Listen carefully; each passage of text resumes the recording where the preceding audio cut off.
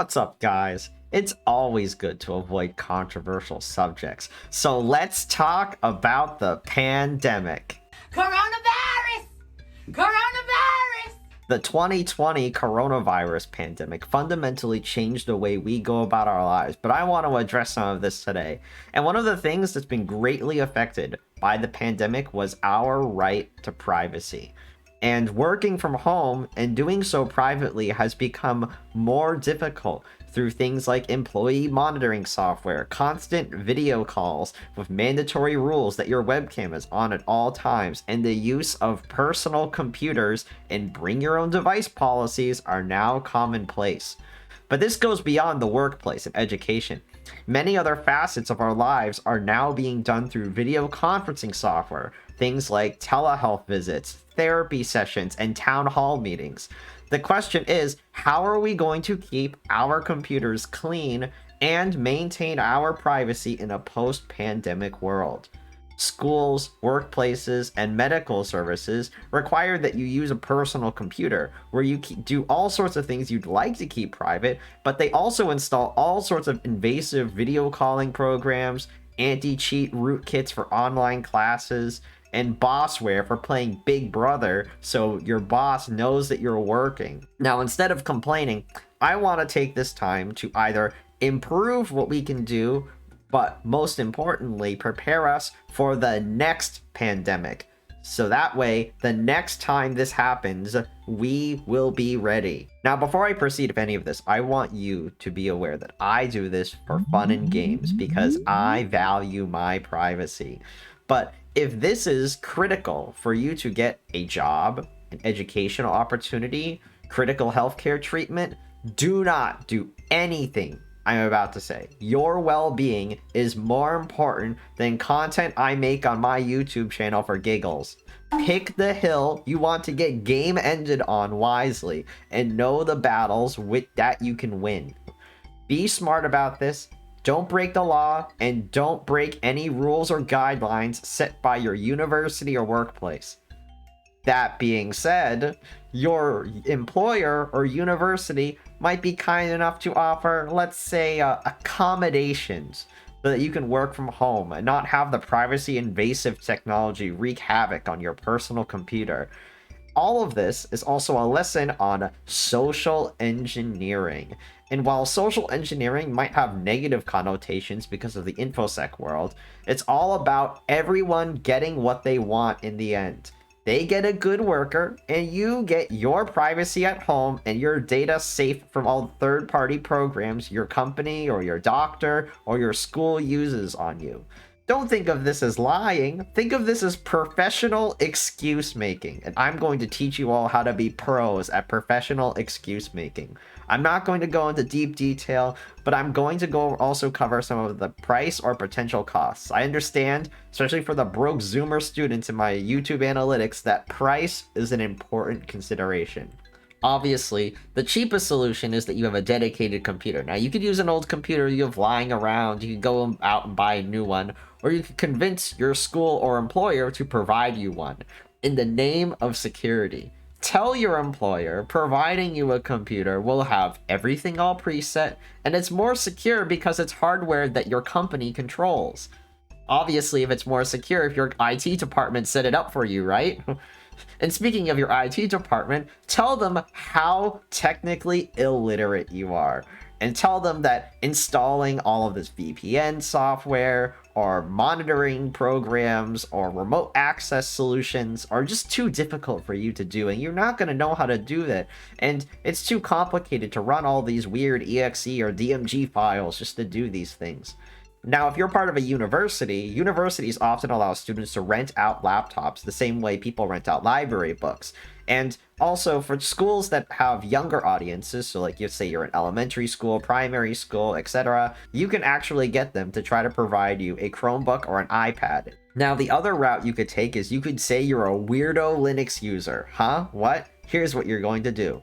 you're going to tell them that you are an Arch Linux user and you frequently get kernel updates that break pulse audio, and it's so bad to do video conferencing on your Linux computer, and Arch Linux doesn't natively support Zoom and Teams. Don't tell them Flatpak and Snap exist though. Also, when you make excuses like this, do not be hostile or say how much you disapprove of your company or your school or your doctor's office's practices. Your employer or your university might feel they don't have to do anything for you because you're the one on the short end of the stick here. You will get more accomplished by being agreeable and demonstrating the willingness to be a good worker and playing with the rules they have. Demonstrating helpfulness is actually one of the big key things here, because demonstrating helpfulness proves to the other person that you're talking to, yes, I want to be helpful, but I can't do what you're asking me. But here's an alternative that you can do. So let's say you do get this work computer. The con of being issued a computer is many schools will often ghost your computer, meaning they will erase everything you install on it after you've logged out. And some workplaces will forbid you from installing specific types of software in your computer, especially if you do something like customer service management, financial work. What are you going to do when you can't install something on a computer? Because if you're going to connect your computer to your home Wi-Fi, now you're giving third-party software access to where you live. Now, this is where a home firewall becomes your first line of defense. Your home firewall can be a spare computer or a dedicated piece of hardware, like a router, to control what happens on your network. And to prevent unsavory connections or system calls or weird third-party IT tracking solutions from tracking your home address, I actually use a pfSense firewall on a Protectly box that I have at home. Both OpenSense and pfSense allow you to set up custom VPN connections with a VPN provider through things like OpenVPN and WireGuard. Unfortunately, buying something like a router that runs OpenPort or a firewall like a Protectly firewall is a very steep price hike, because buying dedicated hardware can cost at least $300. And you could, in theory, buy a network expansion port for a old laptop that you have, but it's honestly not worth it because of the power draw that you're getting from these devices. And then you also have to pay a subscription fee to a trustworthy commercial VPN provider, which can be upwards of $10 a month. So you need to know how to set up a firewall or acquire the hardware possible to run it. But using this setup actually ensures that you never download any programs on your work device. Having a dedicated machine makes it easier to mentally and digitally compartmentalize your work activities from your personal activities, because I know whenever I crack open my Windows laptop, I'm there to get work done. I believe it's the right investment, and this setup is incredibly effective at working privately at home. But let's say you can't get your hands on a device. So there's no budget for you and the school cheaped out on you. What now? Well, the next solution is, if you have capable hardware, attempt to run a Linux or Windows virtual machine. On Windows, there's stuff like Hyper-V and VirtualBox. There's also UTM if you're running a Mac, and KVM on Linux through stuff like GNOME boxes and Virt Manager. And this will help separate your work life from your personal machine through a very strong sandbox. Interestingly enough, all video conferencing software like Zoom, WebEx, Slack, Microsoft Teams, all work on Linux and Windows. And I strongly recommend looking into installing Windows 11, Fedora, or Debian, because Zoom, WebEx, and Teams all offer Deb, RPM, and EXE packages for you to install. And if you're on Linux, you might want to consider using X11 as your display server, because software like Zoom and Microsoft Teams haven't quite caught up to the trends yet, so you're going to want to use X11. There are a few issues of virtual machines though. So the first issue of virtual machines is USB pass-through.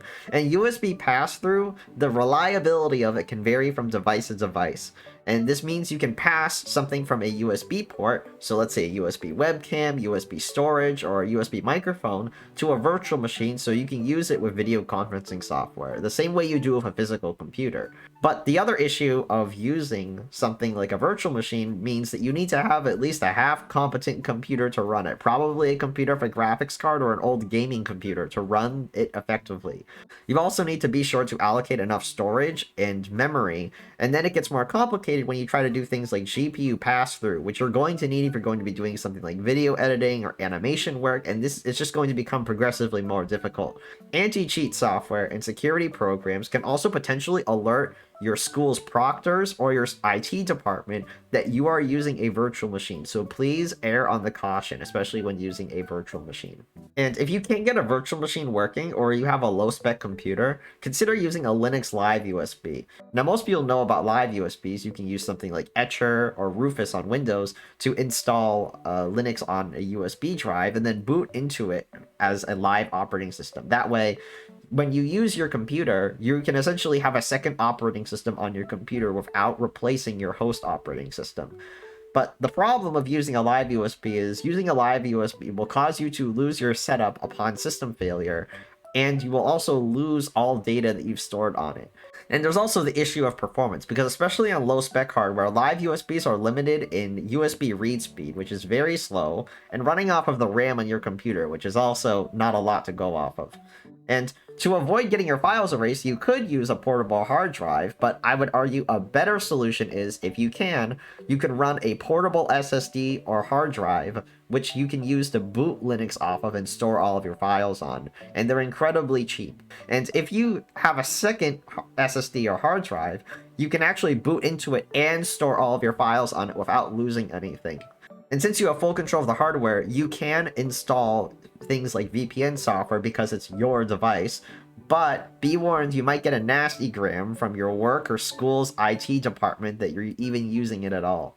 Now, the other issue with using portable drives is using Windows on a portable drive isn't very feasible, especially if you're using one that's connected through USB. But using Windows will actually work fine if you connect it through something like a PCI, SATA, or an additional drive bay. Now, another thing that you can use to protect your privacy is not installing any particular programs. So many programs today actually use progressive web apps. So by using a Chromium-based browser, like say the Brave browser, you can use many websites the same way you would on Windows and in a web browser, because through a web browser, they're much more universal. And by using a web browser, you're not installing a program where they're given more access and can potentially be more invasive on your system. I did a full video on running Discord as a progressive web app, and you can apply the same types of blocking techniques to other web-based software like Google Meet or Slack. Then we also have mandatory webcam rules. It means a ton for me being remote that you all have your laptops up and your cameras on. Some workplaces, online classes, and telehealth visits will require interviews or your workday with your camera on all day. Of course, you could raise a stink about it, and some would say you should, but it's far easier to play stupid than to say you don't like something. The most successful one that I've had is, say your computer is a desktop computer. Now, most desktop computers do not come with webcams or microphones, and using video conference software is nigh impossible without a webcam or microphone. Don't tell them that you use your USB webcam for running a secret VTuber or YouTube Odyssey escapade, though. Now, when I was called into the office for the pandemic, one of the very first things they asked me was, oh, do you have a Mac or PC? And this wording actually worked out very well in my favor, because I didn't want to tell them that I was using Linux, but I just said, oh yeah, I have a PC.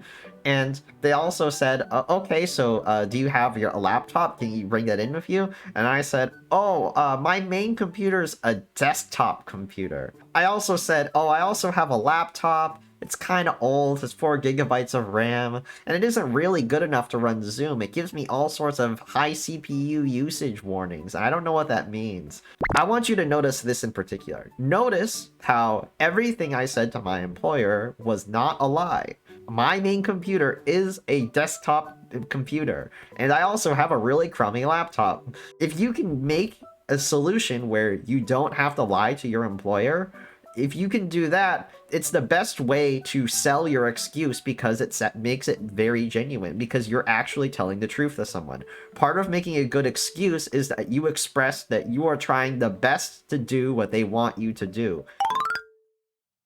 But let's say your employer or school isn't so accommodating. They give you a USB webcam and they tell you to get to work, slave. But here's a solution. You can claim you live in an area of low bandwidth, because you know what takes up a lot of bandwidth? The pictures and videos from video calls. So let's say you join your first Zoom call. Now, what you could do is you could hang up, but some types of software might alert your employer if you explicitly hang up. So instead, what you should do is if you go to the settings menu of your operating system and you disconnect yourself from the internet rather than hanging up, it'll help sell your story. And what if you were to say, periodically do that while you attempt to join and rejoin the call? And then you'll keep trying to reconnect, and maybe you could try this again. Maybe you could do it a third time. But on the fourth time you come back with your camera disabled. And if people ask why you left your camera off, you can say, oh, I was having connection problems, and the call seems to work better when I turned off my incoming video or leave my webcam off. And people will be more than accommodating to help with that, because they see when you try to rejoin the call that you are trying to be a good worker, and they want to help you get your work done, and they're more liable to help you and adapt to this change. Now, one of the other interesting questions what I got asked was, what about your phone? And I actually heard this question from my doctor's office when they said, why don't you use X video conferencing app on your phone? But I was prepared. I have bought a cheap phone from Best Buy. I got a hammer, hit the screen a couple times, used the Android debugging bridge to actually rip out the Play Store and all Google services so you can't install anything on it, at least easily, and brandished it in front of the receptionist at the desk and said, oh, but my Android phone has trouble downloading apps, and I really could use some help getting something like this app installed. And that ended conversation really quickly, even though I had an iPhone in the back of my pocket. I'm an older man, so you can trust what I say. If you are forced to be on webcam, the other thing you should do is pick a dedicated room or space in your home. That way you can limit how much of your home or your life other people can see. And when you set up your Zoom room, so to speak, you need to make sure that important or sentimental or controversial things are not in frame. Things like pictures of your friends and family, or trophies or certificates that you have, or books that are unrelated to work, religious imagery, items branded of local businesses or organizations you support, alcohol and smoking products, or anime DVDs. The reason you do this is because your coworkers and your supervisors are going to judge you based on what you have in the background around you, so be very conscientious of this. But the other reason is, mentally, when you're in a room and you've set aside a room and you know that you're going to be working in this room, that tells you mentally, I'm in this room, I'm supposed to be working, as opposed to being in another part of your home where you know that you're not working. But the third reason you should do this is because some anti-cheat proctors will demand that you hold your computer and move your webcam like in a 360-degree angle so that they know that you're not cheating or hiding a screen somewhere or something, which is really stupid and dumb, by the way. So limit what all of these creepy people can actually see in your home, because the culture of working from home might be a new one, but I want to tell you that the situation is not entirely hopeless. We have a wide variety of options at our disposal. You can use a dedicated computer or a work computer. You can use a Linux or Windows virtual machine to separate your work activity from your main machine.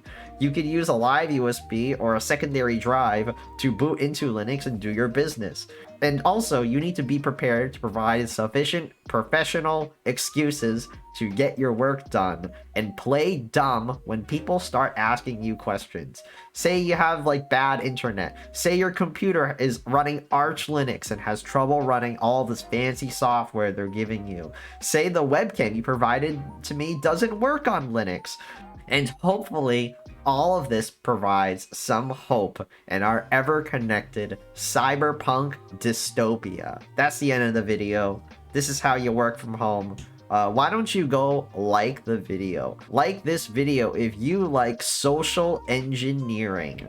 Also, subscribe by hitting the subscribe button below or the YouTube join button. You can also send me an email, so you can send me an email on my email on screen right now at trafotin.com. Thank you for watching. I'll see you all later. Have a great rest of your week.